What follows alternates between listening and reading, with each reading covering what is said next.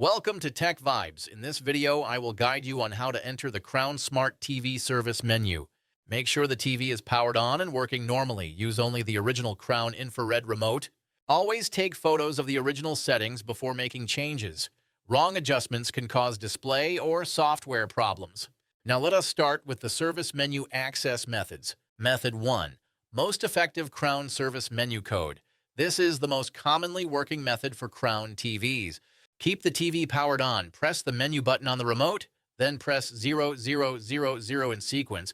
The Crown service menu will appear on the screen. If this method does not work, try the next method. Method 2. Alternative service menu code. Keep the TV powered on. Press the menu button on the remote, then press 1999 in sequence. On some Crown models, this opens the service or factory menu. Method 3. Factory menu using input code. Keep the TV powered on, press the input or source button on the remote, then press 2580 in sequence. This method works on some older and mid-range Crown TVs. After entering the service menu, you will see advanced options. You can check panel information and panel type. You can view software version and factory data. You can access white balance and calibration options. You can enable or disable store or demo mode. You can also check error logs and usage hours. Do not change calibration values unless you are a trained technician.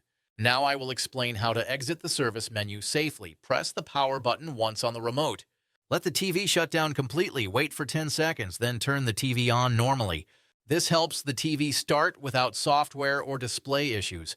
If this video helped you, please give it a like. Share this video with friends who may need it. Subscribe to Tech Vibes for more real and practical TV repair solutions. Thank you for watching. See you in the next video.